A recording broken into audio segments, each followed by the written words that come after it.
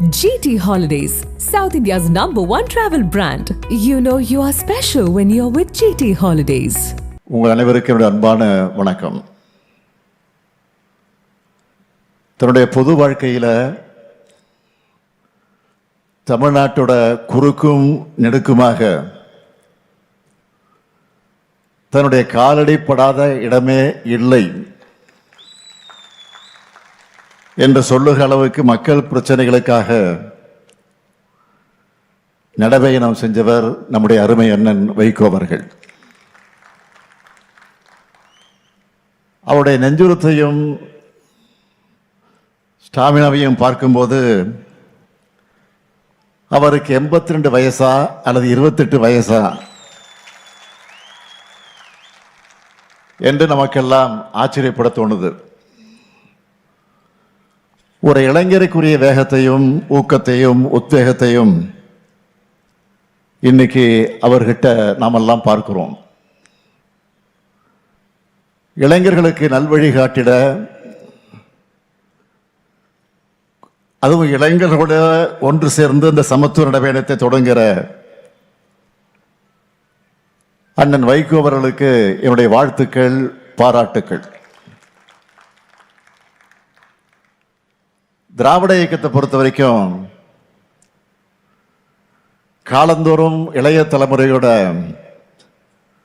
நலனுக்காகவும் எதிர்காலத்தினுடைய நன்மைக்காகவும் அவர்களின் வளர்ச்சிக்காகவும் செயலாற்றி கொண்டிருக்கக்கூடிய இயக்கமாக நம்முடைய இயக்கம் இருந்து கொண்டிருக்கிறது. தள்ளாத 95 வயதில் தளராம தொண்டு செஞ்சவர் தந்தை பெரியார் அவர்கள். தமிழ்நாட்டு இளைஞர்களுக்கும் பெண்களுக்கும் கல்வி உள்ளிட்ட எல்லா உரிமைகளும் பெற்றிட கிடைக்கணும், அதுக்கு சாதி மதம் உள்ளிட்ட தடைகள் அகற்றப்படணும், அது தகர்க்கப்படணும்னு தன்னுடைய இறுதி மூச்சு வரைக்கும் பாடுபட்டவர் தந்தை பெரியார் அவர்கள். அவர் வழிவந்த தலைவர் கலைஞர் அவர்கள் 80 ஆண்டு கால பொது வாழ்க்கைக்கு சொந்தமானவர். சர்க்கரை நாற்காலியில் உட்கார்ந்த வண்ணம் ஓய்வில்லாமல் உழைச்சார். 16 வயசுல மாணவநேசன் பத்திரிகை ஆரம்பிச்சு இளைஞர்களுடைய உரைவாடிய அவர் 89 வயசுலையும் ஃபேஸ்புக், ட்விட்டர்ல இளைஞர்களுடைய அரசியல் பண்ணார். அப்படிப்பட்ட திராவிட இயக்க யூனிவர்சிட்டியில படித்தவர் தான் அண்ணன் வைகோ அவர்கள். ஏன், இந்த ஸ்டாலினும் அதே யூனிவர்சிட்டி மாணவன் தான். அண்ணன் வைகோ அவர்கள் தலைவர் கலைஞருக்கு பக்கத்திலே இருந்து அரசியல் கத்துக்கிட்டவர். தலைவர் கலைஞர் அவர்களை பற்றி அடிக்கடி சொல்லுகிற போது அவர் குறிப்பிட்டு சொல்லுவார், இமைப்பொழுதும் நம் நெஞ்சை விட்டு அகலாத தலைவர் கலைஞரும் சொல்லுவார். அவரே குறிப்பிட்டார். அப்படிப்பட்ட தலைவர் கலைஞர் அவர்கள் மதுரையிலிருந்து திருச்செந்தூருக்கு நீதி கேட்டு நடைபயணத்தை நடத்திய நேரத்தில் அவருடைய கால் கொப்பளிக்க நடந்து சென்ற போது அவருக்கு பாதுகாவலராக கூடவே நடந்தவர் தான் அண்ணன் வைகோ அவர்கள். இன்னைக்கு தேர்ந்தெடுக்கப்பட்டிருக்கக்கூடிய இளைஞர் படையோடு சமத்துவ நடைபயணத்தை நடத்துகிறார். இந்த நடைபயணத்தில் பங்கேற்கக்கூடிய பலரையும் நேர்ல அவரே தேர்வு செஞ்சிருக்கிறார். அது எப்படி தெரியுமா? இந்த இளைஞர்கள் எல்லாம் பெற்றோருடைய சம்மதத்தை பெற்றிருக்கிறார்களா? இதனால அவங்களுடைய கல்லூரியுடைய தேர்வை ஏதாவது பாதிக்குமா? அவங்களுடைய உடல் திறன் என்ன, மன உறுதி எப்படி இருக்கு, ஆர்வம் எப்படி இருக்கு, எல்லாத்தையும் உறுதி செஞ்சுட்டு தான் இந்த இளைஞர் படையை அவர் தேர்ந்தெடுத்திருக்கிறார்.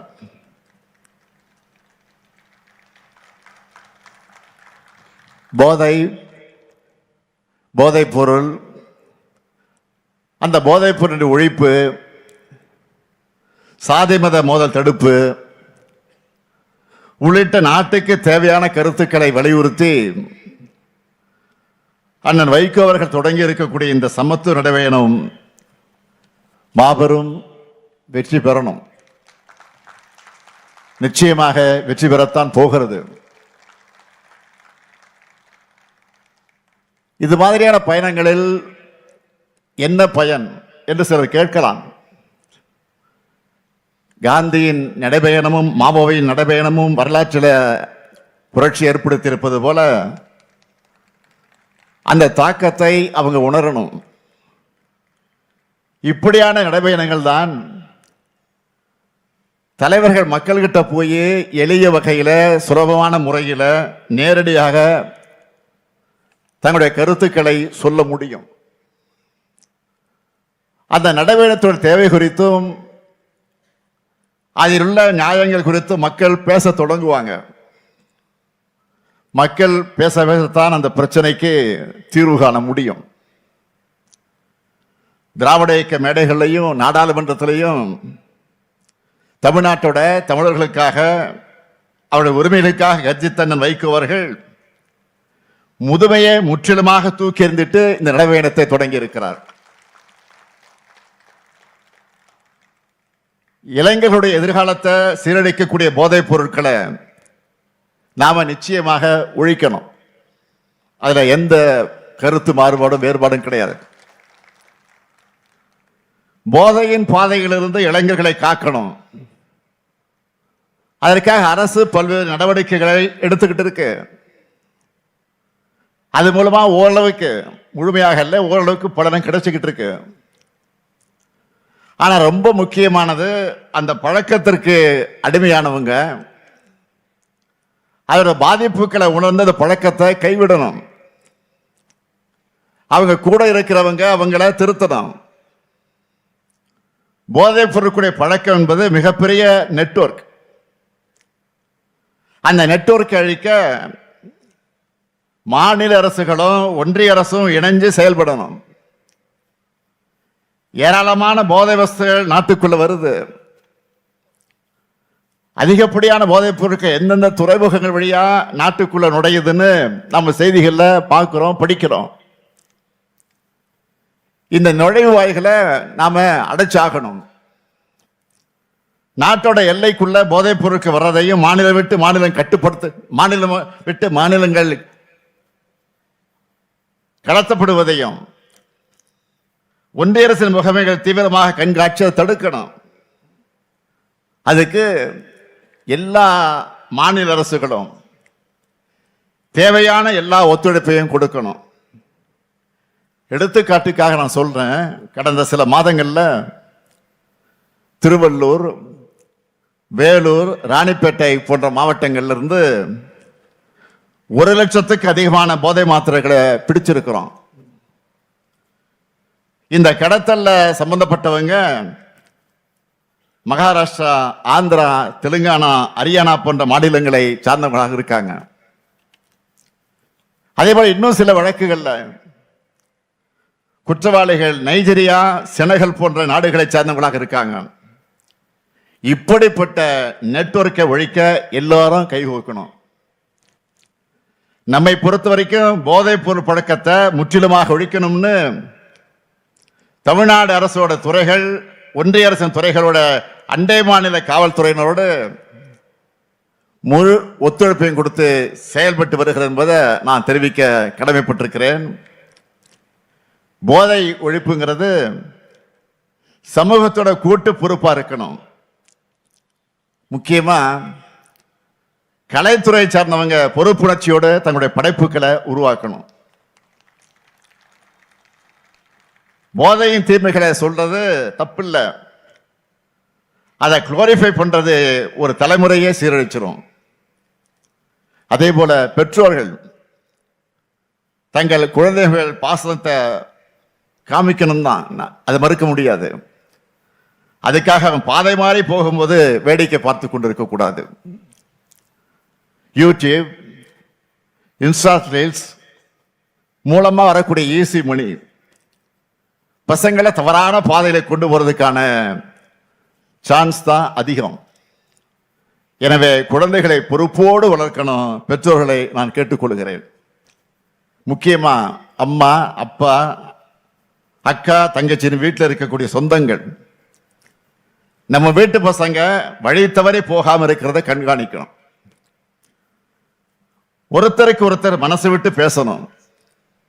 மனம் விட்டு பேசினாலே பாதி பாரம் குறைஞ்சிரும். தவறான பாதைக்கு போகக்கூடிய தேவை நிச்சயமாக இருக்காது. அதேபோல் ஆசிரியர்கள், சமூக வலைதள பிரபலங்கள்னு எல்லாருமே போதைப் பொருளுக்கு எதிரான விழிப்புணர்வை தொடர்ந்து பரப்பணும்னு நான் கேட்டுக்கிறேன். அடுத்து, இன்னைக்கு நாட்டில் நிலவக்கூடிய முக்கியமான பிரச்சனை என்றால் அது சாதி மத மோதல்கள் தான். ஒன்றிய அமைச்சர் உள்ளிட்ட பொறுப்பில் இருக்கக்கூடிய பதவிகள் இருக்கக்கூடியவங்களை இப்போ வெறுப்பு பேச்சுக்களை பேசியும் இரு பிரிவினருக்கிடையே மோதலை தூண்டுகிற விதமாக செயல்படுவதை பார்க்கிறோம். தனிப்பட்ட முறையிலான அவங்களுடைய கொள்கைகளுக்கு நம்ம இந்திய நாட்டை ஒருமைப்பாட்டை அமைதியை சீர்குலைக்கக்கூடிய நாசகார வேலையை அவங்க ஈடுபட்டு இருக்காங்க. நாட்டில் இஸ்லாமியர்கள், கிறிஸ்துவர்கள், ஆதி திராவிடர்கள், பிற்படுத்தப்பட்ட மக்கள்னு எல்லாரும் அச்சத்தில் வாழக்கூடிய ஒரு நிலைமை இன்றைக்கு ஏற்பட்டிருக்கு. இப்போ அண்மையில் நடந்த கிறிஸ்துமஸ் சமய விழா நடந்துச்சு. அந்த சமயத்தில் நாட்டில் பல்வேறு இடங்கள் நடந்த தாக்குதலை பற்றி எல்லாருக்கும் தெரியும்.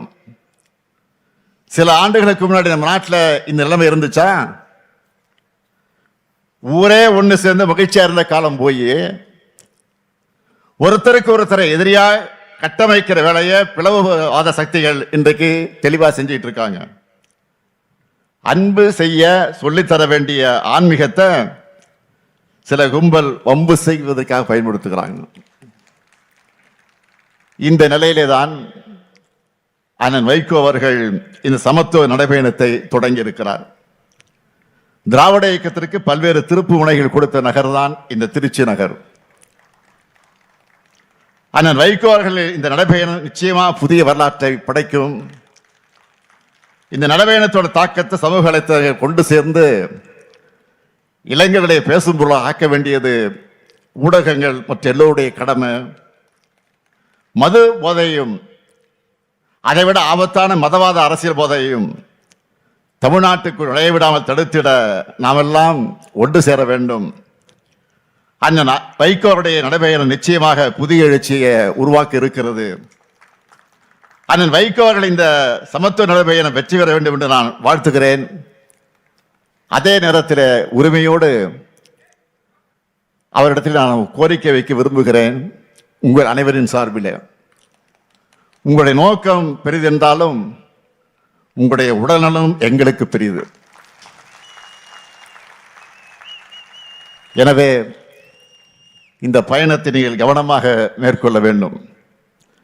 அது மட்டுமல்ல, இது மாதிரியான கடுமையான நடைபயணங்களை நீங்கள் இனி மேற்கொள்ளக்கூடாது என்ற என்னுடைய அன்பான வேண்டுகோளை நீங்கள் கட்டளையிட்டால் அதை செய்வதற்கு மறுமலர்ச்சி திராவிட முன்னேற்ற கொண்டு தயாராக இருக்கிறாங்க. அதனால்தான் அந்த உரிமையோடு கேட்கிறேன். நீங்க உங்கள் உடல்நிலை பாதுகாக்கணும் என்று அன்பான வேண்டுகோள் இந்த நேரத்தில் உரிமையோடு கேட்டுக்கொண்டு உங்கள் பயணம் வெற்றி பெற வாழ்க வாழ்க வாழ்க என்று வாழ்த்தி விடைபெறுகிறேன். நன்றி, வணக்கம்.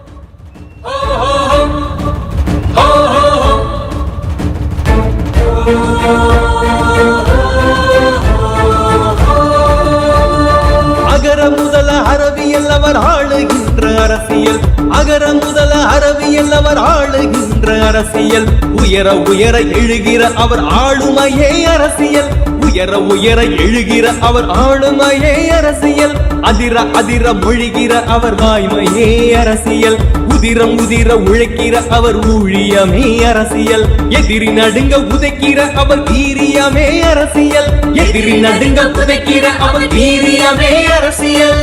வைகோ வைகோ வைகோ வைகோ வைகோ வைகோ வைகோ வைகோ. நக்கீரன் டிவிக்கு சப்ஸ்கிரைப் செய்யுங்கள். உங்கள் ஆதரவே எங்கள் பலம். ஆசிரியர்களுக்கு நண்பனாகவும் மாணவர்களுக்கு ஆசானாகவும் திகழும் தேர்வு வழிகாட்டி. ஒவ்வொரு பாடத்திற்கும் அனுபவமிக்க ஆசிரியர்களின் துல்லியமான தெளிவான விடைகள். CNC இருக்கு, தேர்வு பயம் எதற்கு? இது தீரன் பப்ளிஷிங் ஹவுஸ் விற்பனை வெளியீடு.